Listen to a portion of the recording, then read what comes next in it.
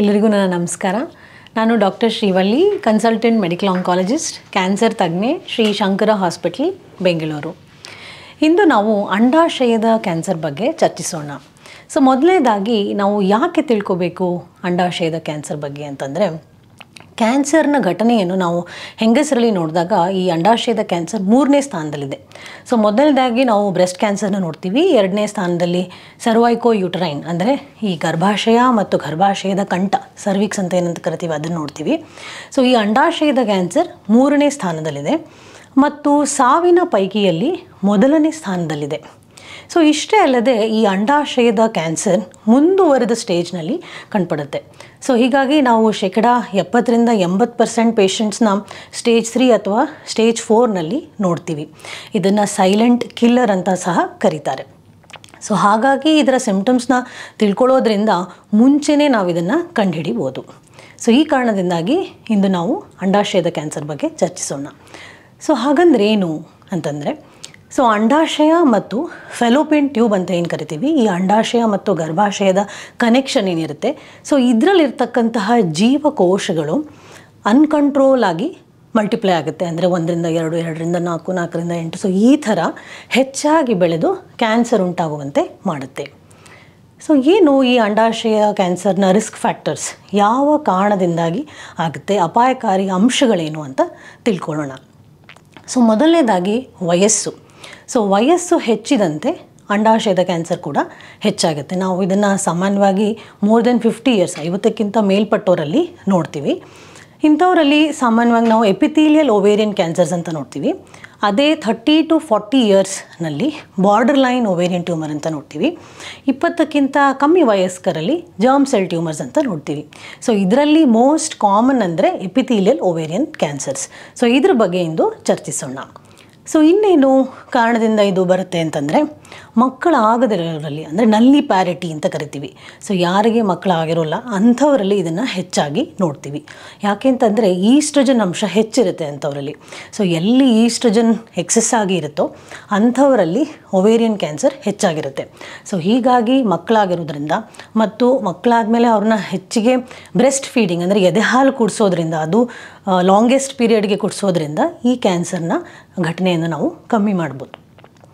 ಇನ್ನೇನು ಕಾರಣ ಅಂತಂದರೆ endometriosis, almost relative risk of 2 to 3 ಅಂತ ಕರಿತೀವಿ. ಏನು ಈ ಎಂಡೋಮೆಟ್ರಿಯೋಸಿಸ್ ಅಂದರೆ, ಗರ್ಭಾಶಯದ ಏನು ಒಂದು ಗ್ರಂಥಿಗಳಿರುತ್ತೆ, ಅದು ಗರ್ಭಾಶಯನ ಬಿಟ್ಟು ಬೇರೆ ಕಡೆ ಹೋದಾಗ ಸುತ್ತಮುತ್ತಲು ಪೆಲ್ವಿಸ್ ಆಗಿರ್ಬೋದು ಅಥವಾ ಅಂಡಾಶಯದಲ್ಲಿರ್ಬೋದು, ಅಲ್ಲಿ ಅದು ಕ್ಯಾನ್ಸರ್ನ ಉಂಟು ಮಾಡುತ್ತೆ. ಇದು ಒಂದು ಕಾರಣ. ಈ ಅಂಡಾಶಯದ ಕ್ಯಾನ್ಸರ್ ಆನುವಂಶಿಕನ, ಪೀಳಿಗೆಯಿಂದ ಪೀಳಿಗೆಗೆ ಬರುತ್ತಾ, ಈಗ ನಮ್ಮ ತಾಯಿನಲ್ಲಿತ್ತು, ನಮ್ಮ ಅಜ್ಜಿನಲ್ಲಿತ್ತು ಅಥವಾ ಚಿಕ್ಕಮ್ಮಂದ್ರಿಗಿತ್ತು, ನನಗೂ ಬರುತ್ತಾ ಅಂತ ಕೇಳಿದ್ರೆ, ಈ ಆನುವಂಶಿಕತೆ ಏನಿರುತ್ತೆ only 10 to 15%. Almost 85% it is acquired ಅಂದರೆ ಬೇರೆ ಕಾರಣದಿಂದಾಗಿ ಬರೋದು. 10ರಿಂದ 15% ಮಾತ್ರ ಇದು ಆನುವಂಶಿಕ ಆಗಿರುತ್ತೆ. ಇಂಥವರಲ್ಲಿ ಕೆಲವು ಸಿಂಡ್ರೋಮ್ಸ್ ಇರುತ್ತೆ. ಅದು hereditary breast ovarian cancer syndrome ಅಂತ ಕರಿತೀವಿ. ಅಲ್ಲಿ BRCA1, BRCA2 ಜೀನ್ಸ್ ಅಂತ ಇರುತ್ತೆ. ಲಿಂಚ್ ಸಿಂಡ್ರೋಮ್ ಅಂತ ಕರಿತೀವಿ. MSI ಜೀನ್ಸ್ ಇರುತ್ತೆ. ಈ ಕಾರಣದಿಂದಾಗಿ ಅದು ಬರ್ಬೋದು. ಬ್ರೆಸ್ಟ್, ಓವರಿ, ಸ್ಟಮಕ್ ಇದೆಲ್ಲ ಒಂಥರ ಕಲೆಕ್ಟಿವ್ ಸ್ಪೆಕ್ಟ್ರಮ್ ಥರ ಇರುತ್ತೆ. ಇಷ್ಟೇ ಅಲ್ಲದೆ ಒಬೆಸಿಟಿ, ಬೊಜ್ಜುತನ, ಧೂಮಪಾನ ಮಾಡೋದು, ಇವು ಎಲ್ಲ ಕೆಲವು ಕಾರಣಗಳು. ನೆಕ್ಸ್ಟು ಈ ಅಂಡಾಶಯದ ಕ್ಯಾನ್ಸರ್ದು ಸಿಂಪ್ಟಮ್ಸ್ ಬಗ್ಗೆ ತಿಳ್ಕೊಳ್ಳೋಣ. ಏನು ರೋಗ ಲಕ್ಷಣಗಳು ಅಂತಂದರೆ, ಆಗಲೇ ನಾನು ಹೇಳಿದೆ, ಇದು ಮುಂದುವರೆದ ಸ್ಟೇಜ್ನಲ್ಲಿ ಬರುತ್ತೆ, ಅಡ್ವಾನ್ಸ್ ಸ್ಟೇಜ್ನಲ್ಲಿ ಬರುತ್ತೆ. ಸಾಮಾನ್ಯವಾಗಿ ಜನರು ಏನು ಹೇಳ್ತಾರೆ ಅಂತಂದರೆ, ಹೆಂಗಸರು ತುಂಬ ಹೊಟ್ಟೆ ಉಬ್ಬರಿಕೆ, ಏನೋ ಒಂಥರ ಡಿಸ್ಕಂಫರ್ಟ್, ಸ್ವಲ್ಪ ಊಟ ಮಾಡಿದ್ರೆ ಹೊಟ್ಟೆ ಫುಲ್ ಆಗ್ತಾಯಿದೆ, ಒಂಥರ ವಾಕರಿಕೆ, ಆಮೇಲೆ ಒಂದಕ್ಕೆ ಪೂರ್ತಿ ಹೋಗೋಕ್ಕಾಗಲ್ಲ, ಮೂತ್ರಕ್ಕೆ ಹೋದಾಗ ಪದೇ ಪದೇ ಹೋಗ್ತಾನೆ ಇರಬೇಕು ಅಂತ ಅನಿಸುತ್ತೆ, ಕಂಪ್ಲೀಟಾಗಿ ಹೋಗೋಕ್ಕಾಗಲ್ಲ, ಅದು ಒಂದು. ಫ್ರೀಕ್ವೆನ್ಸಿ ಜಾಸ್ತಿ ಆಗ್ಬೋದು, ಇಲ್ಲ ಅರ್ಜೆಂಟಾಗಿ ಹೋಗಬೇಕು ಅಂತ ಆಗ್ಬೋದು. ಅಷ್ಟೇ ಅಲ್ಲದೆ ಮೋಷನ್ ಕ್ಲಿಯರ್ ಆಗಲ್ಲ. ಮಲಬದ್ಧತೆ ಇದೊಂದು ಕಾರಣ. ಅತಿಯಾದ ವಾಂತಿ, ವಾಕರಿಕೆ ಮತ್ತು ಹೊಟ್ಟೆ ಉಬ್ಬರಿಸೋದ್ರಿಂದ ಹೊಟ್ಟೆನಲ್ಲಿ ನೀರು ಸಹ ತುಂಬ್ಕೋಬೋದು. ಉಸಿರಾಡೋಕ್ಕೆ ತೊಂದರೆ ಸಹ ನಾವು ನೋಡ್ತೀವಿ, ಯಾವಾಗ ಎದೆನಲ್ಲಿ ನೀರು ತುಂಬುತ್ತೆ. ಇವೆಲ್ಲ ಅಡ್ವಾನ್ಸ್ ಸ್ಟೇಜ್ನ ಸಿಂಪ್ಟಮ್ಸ್.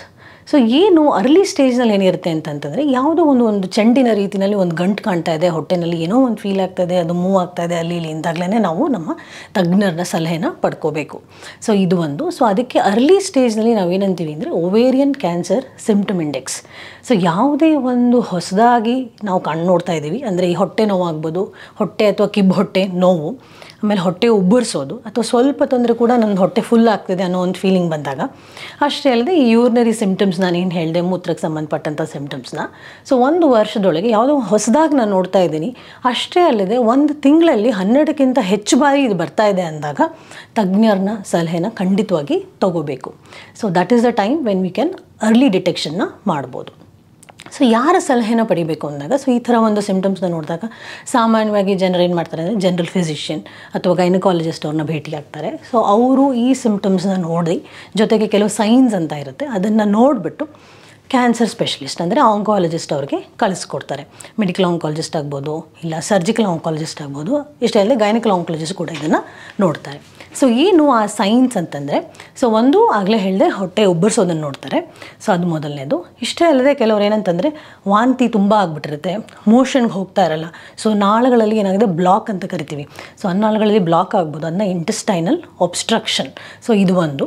ಅಷ್ಟೇ ಅಲ್ಲದೆ ಹೊಟ್ಟೆನಲ್ಲಿ ನೀರು ಸೇರೋದು, ಎದೆನಲ್ಲಿ ಶ್ವಾಸಕೋಶ ಮತ್ತು ಶ್ವಾಸಕೋಶದ ಪದರಗಳಲ್ಲಿ ನೀರನ್ನು ಸೇರೋದು. ಸೊ ಇದು ಒಂದು ಸೈನ್. ಸೊ ಪ್ಲೂರಲ್ ಎಫ್ಯೂಷನ್ ಅಂತ ಕರಿತೀವಿ. ಸೊ ಈ ಥರ ಸೈನ್ಸ್ ಇದ್ದಾಗ they refer to the oncologist.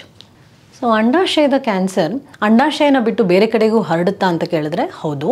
So ಇದು ಅಂಡಾಶಯ ಒಂದಲ್ಲದೆ 2 ಅಂಡಾಶಯಕ್ಕೆ ಇನ್ವಾಲ್ವ್ ಆಗ್ಬೋದು. ಅಷ್ಟೇ ಅಲ್ಲದೆ ಸುತ್ತಮುತ್ತಲಿನ ಗಂಟುಗಳಿಗೆ ಲಿಂಫ್ ನೋಡ್ಸ್ಗೆ ಹೋಗ್ಬೋದು. ಪೆರಿಟೋನಿಯಮ್ ಅಂದರೆ ಹೊಟ್ಟೆಯ ಪದರ ಅಂತ ಹೇಳ್ತೀವಿ, ಅಲ್ಲಿಗೆ ಹೋಗ್ಬೋದು. ಅಷ್ಟೇ ಅಲ್ಲದೆ ಶ್ವಾಸಕೋಶ, ಪಿತ್ತಜನಕಾಂಗ, ಲಿವರ್ ಇಂಥ ಕಡೆ ಕೂಡ ಹರಡೋ ಸಾಧ್ಯತೆ ಇರುತ್ತೆ. ಸೊ ಹೇಗೆ ನಾವು ಇದನ್ನು ಕಂಡುಹಿಡಿತೀವಿ ಅಂತಂದರೆ ಏನು ಇನ್ವೆಸ್ಟಿಗೇಷನ್ಸ್ ಮಾಡ್ತೀವಿ? ಸೊ ಮೊದಲನೇದಾಗಿ ಈ ಥರ ಒಂದು ತೊಂದರೆಯಿಂದ ಬಂದಾಗ ಅಲ್ಟ್ರಾಸೌಂಡ್ ಅಂತ ಮಾಡ್ತೀವಿ. ಸೊ ಅಲ್ಟ್ರಾಸೌಂಡ್ ಹೊಟ್ಟೆದು ಮತ್ತು ಕಿಬ್ಬು ಹೊಟ್ಟೆದು. ಸೊ ಒಂದೇ ಅಂಡಾಶಯ ಇನ್ವಾಲ್ವ್ ಆಗಿದೆಯಾ ಅಥವಾ 2 ಆಗಿದೆಯಾ, ಅದಕ್ಕೆ ಸೀಮಿತವಾಗಿದೆಯಾ ಅಥವಾ ಸುತ್ತಮುತ್ತಲೂ ಕೂಡ ಹೋಗಿದೆಯಾ, ನೀರು ತುಂಬಿದೆಯಾ ಅಂತೆಲ್ಲ ನೋಡ್ಬೋದು. ಸೊ ಆ ಒಂದು ನೀರಿನ ಪರೀಕ್ಷೆಯನ್ನು ಮಾಡಿದಾಗ ಕ್ಯಾನ್ಸರ್ ಇದೆಯಾ ಇಲ್ವಾ ಅಂತ ಖಚಿತ ಆಗುತ್ತೆ. ಸೊ ಇದು ಒಂದು. ಇಷ್ಟೇ ಅಲ್ಲದೆ ಅದನ್ನು ಡಾಪ್ಲರ್ ಕೂಡ ಮಾಡ್ಬೋದು. ಸಿಸ್ಟ್ ಅಂತ ನೋಡ್ತೀವಿ, ಕಾಂಪ್ಲೆಕ್ಸ್ ಸಿಸ್ಟ್, ಕೆಲವು ಸಾಲಿಡ್ ಕಾಂಪೊನೆಂಟ್ಸ್ ಇರುತ್ತೆ ಅಂಡಾಶಯದಲ್ಲಿ. ಸೊ ಅದೆಲ್ಲ ಕ್ಯಾನ್ಸರ್ ಇರಬಹುದು ಅಂತ ಸೂಚಿಸುತ್ತೆ. ಸೊ ಇದು ಮೊದಲನೆಯ ಇನ್ವೆಸ್ಟಿಗೇಷನ್. ಇದರ ನಂತರ CT ಸ್ಕ್ಯಾನ್ ಮಾಡ್ತೀವಿ. So contrast enhance CT of ಹೊಟ್ಟೆ ಮತ್ತು ಕಿಬ್ಬು ಹೊಟ್ಟೆದು. ಕೆಲವು ಸತಿ ಎದೆ ಭಾಗ ಕೂಡ ನೋಡ್ತೀವಿ ಸಿಂಪ್ಟಮ್ಸ್ ಇದ್ದಾಗ. ಸೊ ಇದರಲ್ಲಿ ಅದು ಅಂಡಾಶಯಕ್ಕೆ ಸೀಮಿತವಾಗಿದೆಯಾ, ಸುತ್ತಮುತ್ತಲಿನ ಗಂಟುಗಳಿಗೆ ಹೋಗಿದೆಯಾ, ಪದರಗಳಿಗೆ ಹೋಗಿದೆಯಾ, ಪೆರಿಟೋನಿಯಂ, ಪಿತ್ತಜನಕಾಂಗ, ಶ್ವಾಸಕೋಶ ಎಲ್ಲೆಲ್ಲಿ ಹೋಗಿದೆ. ಅಷ್ಟೇ ಅಲ್ಲದೆ ಸುತ್ತಮುತ್ತಲಿನ ಏನು ಒಂದು ಆರ್ಗನ್ಸ್ ಇರುತ್ತೆ, ಈ ಯೂರಿನ ಶೇಖರಿಸೋ ಯೂರಿನರಿ ಬ್ಲ್ಯಾಡರ್ ಆಗಿರ್ಬೋದು, ಮತ್ತು ಯೂರಿನರಿ ಬ್ಲ್ಯಾಡರ್ ಮತ್ತು ಕಿಡ್ನಿಗೆ ಕನೆಕ್ಟ್ ಆಗ್ತಕ್ಕಂತಹ ಏನು ಯೂರೇಟರ್ಸು, ಇದ್ರ ಮೇಲೆಲ್ಲ ಅದ್ರ ಒತ್ತಡ ಇದೆಯಾ.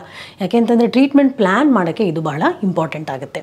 ಮುಂಚೆನೇ ಸರ್ಜರಿನ ಅಥವಾ ಫಸ್ಟ್ ಕೀಮೊಥೆರಪಿನ ಅನ್ನೋದೆಲ್ಲ ಪ್ಲ್ಯಾನ್ ಮಾಡೋಕ್ಕೆ ನಮಗೆ ಅನುಕೂಲ ಮಾಡಿಕೊಡುತ್ತೆ. ಸೊ ಇದು CT ಸ್ಕ್ಯಾನ್. ನಂತರ ಬ್ಲಡ್ ಟೆಸ್ಟ್. ಸೊ ಬ್ಲಡ್ ಟೆಸ್ಟ್ನಲ್ಲಿ CA-125 ಅಂತ ಮಾಡ್ತೀವಿ.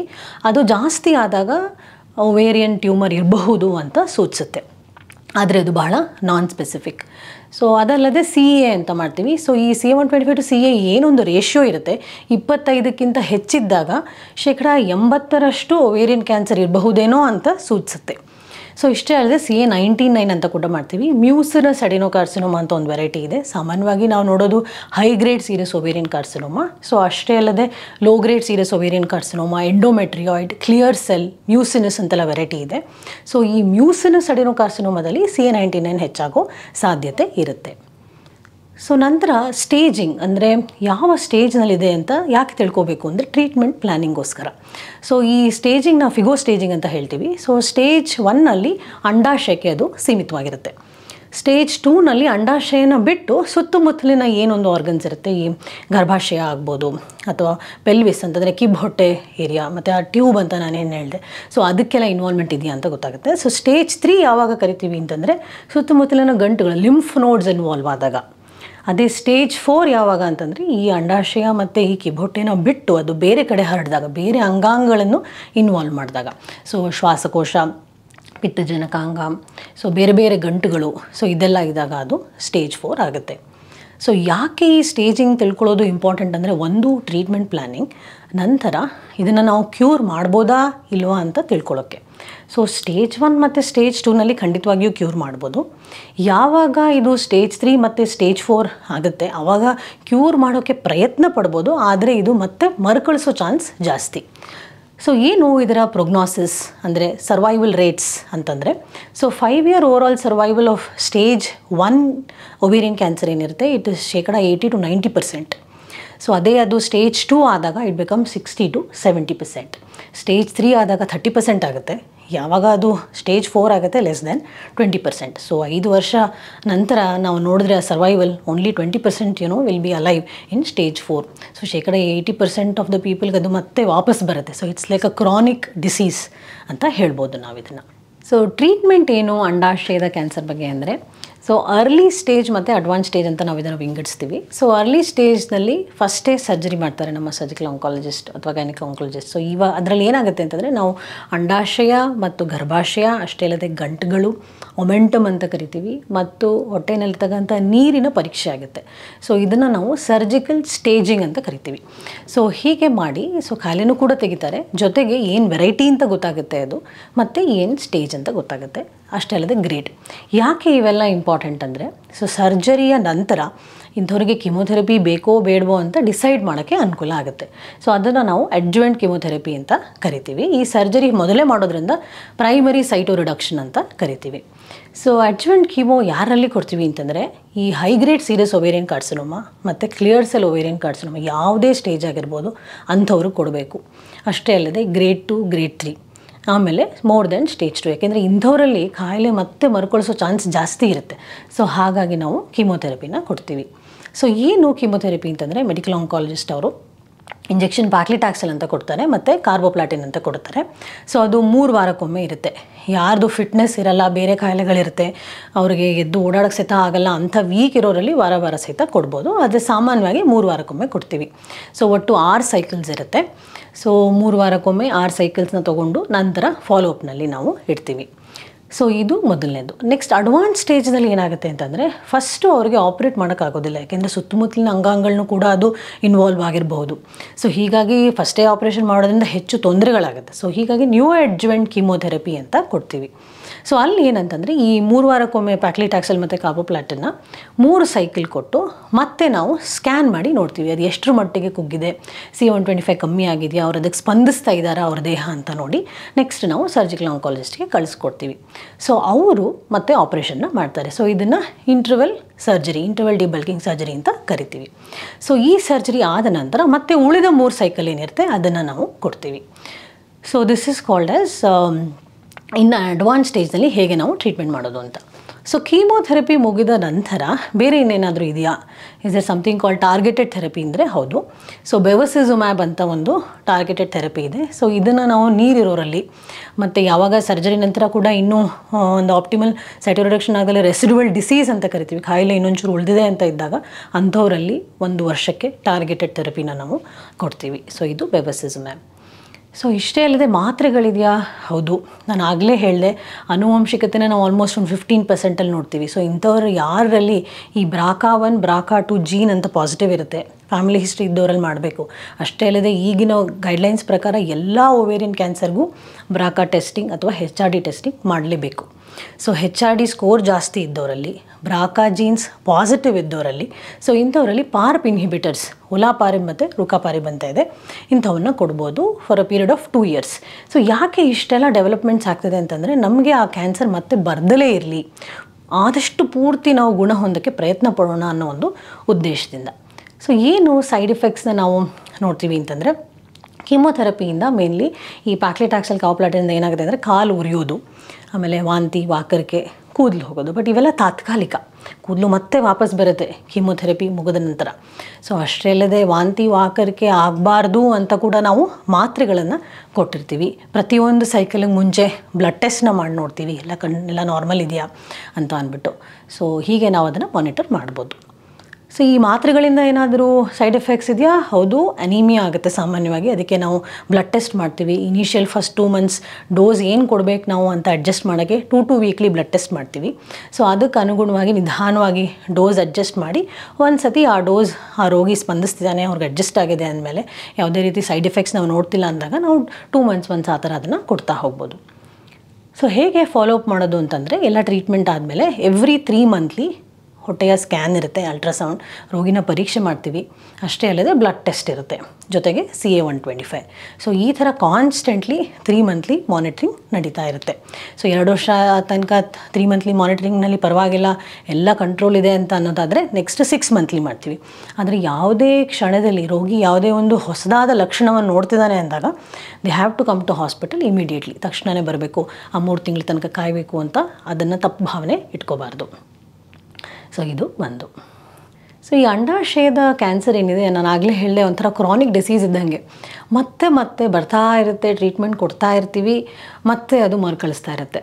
ಸೊ ಕ್ರಾನಿಕ್ ಫಾಲೋ ಬಹಳ ಮುಖ್ಯ ಆಗುತ್ತೆ. ಸೊ ಕಾಯಿಲೆ ಒಂದು ಸತಿ ಟ್ರೀಟ್ಮೆಂಟ್ ಆಗಿ ಮತ್ತೆ ಬಂದವರಲ್ಲಿ ನಾವು ಹೇಗೆ ಟ್ರೀಟ್ಮೆಂಟ್ ಕೊಡ್ತೀವಿ ಅಂದರೆ, we look at platinum free interval. ಏನೊಂದು ಮೊದಲು ನಾವು ಪ್ಯಾಕ್ಲಿಟ್ಯಾಕ್ಸೆಲ್ ಅಂತ ಹೇಳಿದೆ ಮತ್ತು ಕಾರ್ಬೋಪ್ಲಾಟಿನ್, ಆ ಪ್ಲಾಟಿನಮ್ ಅಂಶನ ಕೊಟ್ಟು ಎಷ್ಟು ತಿಂಗಳಾಗಿದೆ, ಇಸ್ ಇಟ್ ವಿತಿನ್ 6 ಮಂತ್ಸಾ 6 ಮಂತ್ಸ್ಗಿಂತ ಹೆಚ್ಚಿಗೆ ಆಗಿದೆಯಾ ಅಂತ ನೋಡ್ತೀವಿ. ಯಾಕೆ ಅಂತಂದರೆ ಅದು ಪ್ಲಾಟಿನಮ್ ಸೆನ್ಸಿಟಿವಿಟಿನ ಹೇಳುತ್ತೆ. ಸೊ ಯಾರು 6 ತಿಂಗಳ ನಂತರ ಮತ್ತೆ ಮರುಕಳಿಸಿದೆ ಅಂಥವರಲ್ಲಿ ಅದೇ ಕೀಮೋಥೆರಪಿನ ಮತ್ತೆ ಕೊಡಬಹುದು. ಸೊ ಆ ಥರ ಆಗದೆ ಅದಕ್ಕೆ ಮುಂಚೆನೇ ಮರುಕಳಿಸಿದಾಗ ಬೇರೆ ಬೇರೆ ಕೀಮೋಥೆರಪಿ ಇರುತ್ತೆ. ಲೈಪೋಡಾಕ್ಸ್ ಅಂತ ಕರಿತೀವಿ, ಜೆಮ್ಸಿಟಬಿನ್ ಕಾರ್ಬೋಪ್ಲಾಟಿನ್ ಅಂತ ಕರಿತೀವಿ. ಅಷ್ಟೇ ಅಲ್ಲದೆ ಐರಿನೋಟಿಕ್ಯಾನ್ ವಿಚ್ ಸಿಸ್ಪ್ಲಾಟಿನ್. ಸೊ ಈ ಥರ ಎಲ್ಲ ಕಾಂಬಿನೇಷನ್ ರೆಜಿಮೆಂಟ್ಸ್ ಕೊಡ್ಬೋದು. ಅಷ್ಟೇ ಅಲ್ಲದೆ ಮಾತ್ರೆಗಳು ಕೂಡ ಇದೆ, ಪಜೋಪನಿಬ್ ಅಂತ ಯೂಸ್ ಮಾಡ್ತೀವಿ. ಕೆಲವು ಹಾರ್ಮೋನ್ ಟ್ಯಾಬ್ಲೆಟ್ಸ್ನು ಕೂಡ ನಾವು ಮೇಂಟೆನೆನ್ಸ್ ಥೆರಪಿ ಅಂತ ಯೂಸ್ ಮಾಡ್ಬೋದು. ಯಾವಾಗ ಕಾಯಿಲೆ ಮತ್ತೆ ಮರುಕಳಿಸುತ್ತೆ, ಆಫ್ಟರ್ ಸಮ್ 3 ಸೈಕಲ್ಸ್ ಮತ್ತೆ ಸ್ಕ್ಯಾನ್ ಮಾಡಿ ನೋಡಿ ಓಕೆ ಕಾಯಿಲೆ ಪರವಾಗಿಲ್ಲ, ಸ್ಪಂದಿಸ್ತಾ ಇದೆ, ಕಂಟ್ರೋಲಲ್ಲಿದೆ ಎಂದಾಗ ಇನ್ನೂ ಒಂದು 3 ಸೈಕಲ್ ಕೊಟ್ಟು ನಂತರ ಮೇಂಟೆನೆನ್ಸ್ ಟ್ಯಾಬ್ಲೆಟ್ ಅಂತ ಹಾಕ್ಬೋದು. ಸೊ ಏನು ಈ ಟ್ಯಾಬ್ಲೆಟ್ಸ್ ಅಂತಂದರೆ, ಆಗಲೇ ಹೇಳಿದೆ, ಒಂದು ಪಾರ್ಪ್ ಇನಿಬಿಟರ್ಸ್. ಯಾವಾಗ ಮೊದಲನೇ ಸಲ ಆ ಪೇಷಂಟ್ಗೆ ಈ ಪಾರ್ಪ್ ಇನಿಬಿಟರ್ಸ್ನ ಕೊಟ್ಟಿಲ್ಲ, ಆವಾಗ 2ನೇ ಸಲ ನಾವು ಅದನ್ನು ಬಳಸ್ಬೋದು. ಸೊ ಅಷ್ಟೇ ಅಲ್ಲದೆ ಈ ಪಜೋಪನಿಬ್ ಮಾತ್ರೆ ಅಥವಾ ಹಾರ್ಮೋನಲ್ ಟ್ಯಾಬ್ಲೆಟ್ಸ್, ಏನು ಈ ಟಮಾಕ್ಸಿಫೆನ್ನು, ಅಷ್ಟೇ ಅಲ್ಲದೆ ಲೆಟ್ರಝೋಲು, ಆಮೇಲೆ ಅನೆಸ್ಟ್ರಝೋಲ್ ಅಂತ ಕೊಡ್ಬೋದು. ಕೀಮೋನ ಮಾತ್ರೆ ರೂಪದಲ್ಲಿರ್ತಕ್ಕಂಥದ್ದು ಈ ಎಟೋಪೊಸೈಡ್, ಎಂಡಾಕ್ಸಾನ್, ಇವನ್ನೆಲ್ಲ ಕೂಡ ನಾವು ಬಳಸ್ತೀವಿ. So our main aim is to ಈ ಒಂದು ಕಾಯಿಲೆನ ಕಂಟ್ರೋಲಲ್ಲಿಟ್ಟು prolongation of the survival with good quality of life. So quality of life ಬಹಳ ಮುಖ್ಯ ಆಗುತ್ತೆ ಯಾವಾಗ ಕಾಯಿಲೆ ಮತ್ತೆ ಮರುಕಳಿಸುತ್ತೆ. ಅಂದರೆ ರೋಗಿ ತನ್ನ ದಿನಚರಿನ ನಾರ್ಮಲ್ ಆಗಿ ಮಾಡ್ಕೊಳ್ಳೋತಕ್ಕಂತೆ ಇರಬೇಕು. ಕೀಮೋಥೆರಪಿ ಸೈಡ್ ಎಫೆಕ್ಟ್ಸ್ ಹೆಚ್ಚಿರಬಾರ್ದು. ತಮ್ಮ ಕೆಲಸನ ತಾವು ಮಾಡಿಕೊಂಡು ಊಟ ಇದು ಮಾಡ್ಕೋತಾ ನಾರ್ಮಲ್ ಆಗಿ ಒಂದು ದಿನಚರಿ ನಡೆಸೋಷ್ಟ್ರ ಮಟ್ಟಿಗಿದ್ರೆ that is the main aim. ಇಷ್ಟೇ ಅಲ್ಲದೆ ಹೊಟ್ಟೆನಲ್ಲಿ ಪದೇ ಪದೇ ನೀರು ತುಂಬೋ ಚಾನ್ಸ್ ಇರುತ್ತೆ. ಸೊ ಈ ಥರ ಇದ್ದಾಗ ನೀರನ್ನು ತೆಗೆಸಬೇಕಾಗುತ್ತೆ. ಪೌಷ್ಟಿಕಾಂಶತೆಗಳು ಕೂಡ ನಾವು ಗಮನ ಕೊಡಬೇಕು. ಆಲ್ಬುಮಿನ್ ಅಂಶ ಕಮ್ಮಿ ಆಗೋ ಚಾನ್ಸ್ ಇರುತ್ತೆ. ಸೊ ಅದನ್ನು ರಿಪ್ಲೇಸ್ಮೆಂಟ್ ಮಾಡ್ತಿರ್ತೀವಿ. ಸೊ ಇವನ್ನೆಲ್ಲದಕ್ಕೂ ನಾವು ಗಮನದಲ್ಲಿಟ್ಕೊಂಡು ಟ್ರೀಟ್ಮೆಂಟ್ನ ಕೊಡಬೇಕಾಗುತ್ತೆ ರಿಕರೆಂಟ್ ಸ್ಟೇಟಲ್ಲಿ. ಏನಾದರೂ ರೀಸೆಂಟ್ ಡೆವಲಪ್ಮೆಂಟ್ಸ್ ಇದೆಯಾ ಅಂತ ನೋಡಿದ್ರೆ ಖಂಡಿತವಾಗಿಯೂ there is immunotherapy even in ಅಂಡಾಶಯದ ಕ್ಯಾನ್ಸರ್ನಲ್ಲೂ ಕೂಡ. ಸೊ ಏನಂತಂದರೆ ಈ MSI ಹೈ ಅಂತ ಇದ್ದಾಗ ಅಥವಾ ಟ್ಯೂಮರ್ ಮ್ಯೂಟೇಷನ್ ಬರ್ಡನ್ನ ಚೆಕ್ ಮಾಡಿರ್ತೀವಿ, ಅದು ಜಾಸ್ತಿ ಇದ್ದವರಲ್ಲಿ ಈ ಇಮ್ಯುನೊಥೆರಪಿ ಪೆಂಬ್ರೋಲಿಜುಮ್ಯಾಬ್ ಅಂತ ಇದೆ, ಅದರದ್ದು ಇಫೆಕ್ಟ್ಸ್ ಇರ್ಬೋದು ಅಂತ ಹೇಳ್ತೀವಿ. ಸೊ ಅಷ್ಟೇ ಅಲ್ಲದೆ ಈ ಸರ್ಜರಿ ಟೈಮ್ನಲ್ಲೂ ಕೂಡ ಈ ಕೀಮೋಥೆರಪಿನ ಹೈ ಟೆಂಪ್ರೇಚರ್ನ ಮಾಡಿಬಿಟ್ಟು ಅದನ್ನು ಸ್ಪ್ರಿಂಕಲ್ ಮಾಡ್ತಾರೆ ಹೊಟ್ಟೆ ಹತ್ತಿರ, ಅದನ್ನು ಹೈಪೆಕ್ ಅಂತ ಕರಿತೀವಿ. ಸೊ ಕೀಮೋಥೆರಪಿನ ಆ ಥರ ಸಿಂಪಡಿಸೋದ್ರಿಂದ ಮತ್ತೆ ಮರುಕಳಿಸೋ ಚಾನ್ಸ್ ಕೂಡ ಕಮ್ಮಿ ಇರುತ್ತೆ ಅಂತ ಕೂಡ ಹೇಳ್ತಾರೆ. ಸೊ ಇವೆಲ್ಲ ರೀಸೆಂಟ್ ಡೆವಲಪ್ಮೆಂಟ್ಸ್. ಈ ಓವೇರಿಯನ್ ಕ್ಯಾನ್ಸರ್ನ ತಡೆಗಟ್ಬೋದಾ? Are there any prevention methodology ಅಂತಂದರೆ ಖಂಡಿತ. ಸೊ ಆಗಲೇ ಹೇಳಿದೆ ಏನೇನು ರಿಸ್ಕ್ ಫ್ಯಾಕ್ಟರ್ಸ್ ಇತ್ತು ಅದನ್ನೆಲ್ಲ ನಾವು ತಡೆಗಟ್ಟೋದ್ರಿಂದ ಈ ಕ್ಯಾನ್ಸರ್ ಆಗದಲ್ಲೇ ಇರೋ ಹಾಗೆ ನೋಡ್ಕೋಬೋದು. ಸೊ ಬೊಜ್ಜುತನ, ಸೊ ವೇಟ್ ರಿಡಕ್ಷನ್ ಭಾಳ ಇಂಪಾರ್ಟೆಂಟ್ ಆಗುತ್ತೆ. ಆಮೇಲೆ ವ್ಯಾಯಾಮ ಮಾಡಬೇಕು. So that is also important. ಪೌಷ್ಟಿಕ ಆಹಾರ, ಹೆಚ್ಚು ಹಣ್ಣು ಹಂಪಲುಗಳು ತೊಗೊಳ್ಳೋದು, ವೆಜಿಟೇಬಲ್ಸ್ ತೊಗೊಳ್ಳೋದು. ಯಾಕೆಂದರೆ ಅದರಲ್ಲೆಲ್ಲ ಹೆಚ್ಚಾಗಿ ವೈಟಮಿನ್ ಎ, ವೈಟಮಿನ್ ಸಿ ಇರುತ್ತೆ. ಅವೆಲ್ಲ ಆ್ಯಂಟಿ ಆಕ್ಸಿಡೆಂಟ್ಸ್, ಕ್ಯಾನ್ಸರ್ ಆಗದಲ್ಲೇ ಇರುವಂತೆ ಮಾಡುತ್ತೆ. ಈ ಔಟ್ಸೈಡ್ ಪ್ರೊಸೆಸ್ಡ್ ಫುಡ್ಸ್ನ ಅವಾಯ್ಡ್ ಮಾಡೋದು. ಸೊ ಸ್ಮೋಕಿಂಗ್, ಧೂಮಪಾನ ಮಾಡ್ದಲೇ ಇರೋದು. ಅಷ್ಟೇ ಅಲ್ಲದೆ ಈಗಿನ ರೀಸೆಂಟ್ ಟ್ರೆಂಡ್ಸ್ನಲ್ಲಿ ದಂಪತಿಗಳು ಏನು ಅನ್ಕೋತಾರೆ ಅಂತಂದರೆ ನನಗೆ ಮಕ್ಕಳು ಬೇಡ ಅಂತ ಅನ್ಕೋತಾರೆ. ಆದರೆ ಅದು ತಪ್ಪು. ಯಾಕೆಂದರೆ ನಲ್ಲಿ parity is one of the risk factor. So ಮಕ್ಕಳನ್ನ ಮಾಡ್ಕೊಳ್ಳೋದು ಬಹಳ ಮುಖ್ಯ ಆಗುತ್ತೆ. ಸೊ ಆಮೇಲೆ ಮಕ್ಕಳಾದ ನಂತರ ಎದೆ ಹಾಲು ಕುಡಿಸೋಕ್ಕೆ ಎಷ್ಟೋ ಜನ ಹೆಣ್ಮಕ್ಳು ಇಂದಿನ ಹಿಂಜರಿತಾರೆ. ಸೊ ಅದು ಕೂಡ ಬಹಳ ಮುಖ್ಯ ಆಗುತ್ತೆ. ಸೊ ಹಾಲು ಕುಡಿಸೋದ್ರಿಂದ ನಾವು ಎಷ್ಟೋ ಕ್ಯಾನ್ಸರ್ಗಳನ್ನ ತಡೆಗಟ್ಬೋದು. ಬ್ರೆಸ್ಟ್ ಕ್ಯಾನ್ಸರು ಕೂಡ, ಓವೇರಿಯನ್ ಕ್ಯಾನ್ಸರ್, ಅಂಡಾಶಯದ ಕ್ಯಾನ್ಸರು ಕೂಡ. ಸೊ ಬ್ರೆಸ್ಟ್ ಫೀಡಿಂಗ್ ಅದು ಎಷ್ಟು ಲಾಂಗ್ ಕುಡಿಸ್ತಾರೆ, ಎಷ್ಟು ಹೆಚ್ಚು ಕುಡಿಸಿದಷ್ಟು ನಮಗೆ ಅದರದ ಬೆನಿಫಿಟ್ಸು ಕೂಡ ಭಾಳ ಇಂಪಾರ್ಟೆಂಟ್ ಆಗುತ್ತೆ. ಸೊ ಅಷ್ಟೇ ಅಲ್ಲದೆ ಓವರೆಕ್ಟಮಿ ಅಂದರೆ ಅಂಡಾಶಯನ ಫ್ಯಾಮಿಲಿ ಪ್ಲಾನಿಂಗ್ ಆದಮೇಲೆ ಅಥವಾ ಈ ಜೀನ್ಸ್ ಪಾಸಿಟಿವ್ ಇರೋರಲ್ಲಿ ಅದನ್ನು ತೆಗೆಸಿ ಅಂತ ಹೇಳ್ತೀವಿ. ಯಾಕೆ ಅಂತಂದರೆ ಬ್ರೆಸ್ಟ್ ಕ್ಯಾನ್ಸರ್ ಇರೋರಿಗೆ ಈ ಬ್ರಾಕಾ ಜೀನ್ ಪಾಸಿಟಿವ್ ಇದ್ದಾಗ ಅಂಡಾಶಯದ ಕ್ಯಾನ್ಸರ್ ಬರೋ ಚಾನ್ಸ್ ಇರುತ್ತೆ ಅಂತ ಹೇಳ್ತೀವಿ. ಸೊ ಓವರೆಕ್ಟಮಿ, ಪ್ರೊಫೈಲ್ಯಾಕ್ಟಿಕ್, ಸೊ ಅಂಡಾಶಯನ ತೆಗೆಸೋದು. ಅಷ್ಟೇ ಅಲ್ಲದೆ ಈ ಫ್ಯಾಮಿಲಿ ಕಂಪ್ಲೀಟ್ ಆದಮೇಲೆ ಟ್ಯೂಬೆಕ್ಟಮಿ, ಆ ಒಂದು ಏನು ಫೆಲೋಪಿಯನ್ ಟ್ಯೂಬ್ಸ್ ಇರುತ್ತೆ ಅಂಡಾಶಯ ಮತ್ತು ಗರ್ಭಾಶಯನ ಕನೆಕ್ಟ್ ಮಾಡ್ತಕ್ಕಂಥದ್ದು, ಅದನ್ನು ರಿಮೂವ್ ಮಾಡಿದಾಗಲೂ ಕೂಡ ಇದರ ಈ ಅಂಡಾಶಯದ ಕ್ಯಾನ್ಸರ್ ಚಾನ್ಸಸ್ ಕೂಡ ಕಮ್ಮಿ ಆಗುತ್ತೆ. ಸೊ ನೆಕ್ಸ್ಟ್ ಸ್ಕ್ರೀನಿಂಗ್ ಅಂದರೆ ಏನು ಅಂತಂದರೆ, ಯಾರಿಗೆ ಕ್ಯಾನ್ಸರ್ದು ಸಿಮ್ಟಮ್ಸೇ ಇಲ್ಲ ಅಂಥವರಲ್ಲಿ ಈ ಒಂದು ಕ್ಯಾನ್ಸರ್ ಇದೆಯಾ ಅಂತ ಕಂಡುಹಿಡಿಯೋದನ್ನು ನಾವು ಸ್ಕ್ರೀನಿಂಗ್ ಅಂತೀವಿ. ಸೊ ಯಾವುದೇ ರೋಗಲಕ್ಷಣಗಳಿಲ್ಲದಲೇ ಆ ಒಂದು ಮನುಷ್ಯನಿಗೆ ಕ್ಯಾನ್ಸರ್ ಬರಬಹುದಾ, ಈ ಅಂಡಾಶಯದ ಕ್ಯಾನ್ಸರ್ ಅಂತ ಪರಿಶೀಲನೆ ಮಾಡೋದಕ್ಕೆ ಸ್ಕ್ರೀನಿಂಗ್ ಅಂತೀವಿ. ಸೊ ಸಾಮಾನ್ಯವಾಗಿ ಹೆಂಗಸರಲ್ಲಿ ಸರ್ವೈಕಲ್ ಕ್ಯಾನ್ಸರ್ ಅಂದರೆ ಈ ಗರ್ಭಾಶಯದ ಕಂಠದ ಕ್ಯಾನ್ಸರ್ಗೆ ಸ್ಕ್ರೀನಿಂಗ್ ಟೆಸ್ಟ್ ಇದೆ, ಅದನ್ನ ಪ್ಯಾಪ್ ಸ್ಮಿಯರ್ ಅಂತ ಹೇಳ್ತೀವಿ, ನಿಮ್ಗೆ ಗೊತ್ತಿರ್ಬೋದು. ಸೊ ಅದೇ ಈ ಅಂಡಾಶಯದ ಕ್ಯಾನ್ಸರ್ಗೆ ಸ್ಕ್ರೀನಿಂಗ್ ಮಾಡೋದು ಬಹಳ ಕಷ್ಟ. ಯಾಕೆ ಅಂತಂದರೆ ಈ CA-125 ಅನ್ನೋದು ನಾನು ಆಗಲೇ ಹೇಳಿದೆ ಭಾಳ ನಾನ್ ಸ್ಪೆಸಿಫಿಕ್, ಬೇರೆ ಬೇರೆ ಕಾರಣಗಳಿದೆ ಜಾಸ್ತಿ ಆಗೋಕ್ಕೆ. ಅಷ್ಟೇ ಅಲ್ಲದೆ ಅರ್ಲಿ ಸ್ಟೇಜಸ್ನಲ್ಲಿ ಕೂಡ ಇದು ಜಾಸ್ತಿ ಆಗದಲೇ ಇರಬಹುದು. ಆಮೇಲೆ ಕೆಲವು ವೆರೈಟೀಸ್ ಇದೆ, ಲೈಕ್ ಕ್ಲಿಯರ್ ಸೆಲ್ ಕಾರ್ಸಿನೋಮಾ, ಅದರಲ್ಲಿ ಇದು ಹೆಚ್ಚಾಗ್ದಲೇ ಇರ್ಬೋದು. ಸೊ ಎಷ್ಟೋ ಟ್ರಯಲ್ಸ್ ಮಾಡಿ ಅವೆಲ್ಲ ಫೇಲ್ಯೂರ್ ಆಗಿದೆ. ಸೊ ಈ ಮೋರ್ ದೆನ್ 50 ಇಯರ್ಸ್ ಇರೋರಿಗೆ CA-125 ಮಾಡಿ ನೋಡಿ ಜಾಸ್ತಿ ಆಗಿದೆಯಾ, ಕ್ಯಾನ್ಸರ್ದು ಸಂಶಯ ಇದೆಯಾ ಅಂತ ನೋಡೋದೆಲ್ಲ ಬಹಳ ಕಠಿಣ. ಸೊ ಹೀಗಾಗಿ ಸಿಮ್ಟಮ್ಸ್ನ ತಿಳ್ಕೊಳ್ಳೋದು ಬಹಳ ಮುಖ್ಯ ಆಗುತ್ತೆ. ಅದರಿಂದ ಅರ್ಲಿ ಡಿಟೆಕ್ಷನ್ನ ನಾವು ಮಾಡ್ಬೋದು. ಸೊ ಇದು ಒಂದು. ಅಷ್ಟೇ ಅಲ್ಲದೆ ಹೈ ರಿಸ್ಕ್ ಪಾಪ್ಯುಲೇಷನ್ ಅಂದರೆ ಯಾರಲ್ಲಿ ಅನುವಂಶಿಕತೆ ಇದೆ ಅಥವಾ patients already have breast cancer ಬಂದಿದ್ದು, ಅವರಲ್ಲಿ ಈ ಬ್ರಾಕಾ ಜೀನ್ ಪಾಸಿಟಿವ್ ಇದೆ, HRD ಪಾಸಿಟಿವ್ ಇದೆ, ಅಥವಾ ಈ MSI ಜೀನ್ಸ್ ಪಾಸಿಟಿವ್ ಇದ್ದವರಲ್ಲಿ ಅವರ ಏನೊಂದು ಪೀಳಿಗೆ ಇರುತ್ತೆ ಫ್ಯಾಮಿಲಿ ಮೆಂಬರ್ಸ್ಗೂ ಕೂಡ ನಾವು ಮಾಡಬೇಕಾಗತ್ತೆ. ಮಕ್ಕಳಿಗೆ ಅಷ್ಟಲ್ಲದೆ ಅವ್ರ ಸಿಸ್ಟರ್ಸು ಬ್ರದರ್ಸ್ ಅವರಲ್ಲೂ ಈ ಜೀನ್ಸ್ನ ಟೆಸ್ಟ್ ಮಾಡಿ ಅಂಥವರಲ್ಲಿ ಇದ್ದರೆ ಬೇರೆ ಬೇರೆ ಕ್ಯಾನ್ಸರ್ಸ್ ಏನೊಂದು ಸ್ಪೆಕ್ಟ್ರಮ್ ಅಂದೆ ಅದನ್ನು ನಾವು ಆ್ಯನ್ಯುವಲ್ ಚೆಕಪ್ ಮಾಡಿ ಕಂಡುಹಿಡಿಬೋದು. ಆ್ಯನ್ಯುವಲ್ ಅಲ್ಟ್ರಾಸೌಂಡ್, ಒಂದು ಹೊಟ್ಟೆ ಸ್ಕ್ಯಾನ್ ಮಾಡಿ ನೋಡಿದ್ರೆ ನಮ್ಗೆ ಎಷ್ಟೋ ಇನ್ಫಾರ್ಮೇಷನ್ ಸಿಗುತ್ತೆ. ಬ್ಲಡ್ ಟೆಸ್ಟ್ ಮಾಡೋದು, CA-125 ಮಾಡೋದು. ಸೊ ಈ ಥರ ನಾವು ಮಾಡ್ಬೋದು. ಸೊ ಈ ಒಂದು ಸೈಲೆಂಟ್ ಕಿಲ್ಲರ್ ಆದಂತಹ ಒವೇರಿಯನ್ ಕ್ಯಾನ್ಸರ್, ನಾವು ಇದರ ಏನೊಂದು ಸಿಮ್ಟಮ್ಸ್ ರೋಗಲಕ್ಷಣಗಳಿದೆ ಅರ್ಲಿ ಡಿಟೆಕ್ಷನ್ ಮಾಡೋದೇ ರಾಮಬಾಣ. ಅರ್ಲಿ ಡಿಟೆಕ್ಟ್ ಮಾಡಿ ಕರೆಕ್ಟಾಗಿ ಟ್ರೀಟ್ಮೆಂಟ್ನ ತಗೊಂಡು ನಾವು ಈ ಕಾಯಿಲೆಯಿಂದ ಗುಣಮುಕ್ತರಾಗ್ಬೋದು. ಧನ್ಯವಾದಗಳು.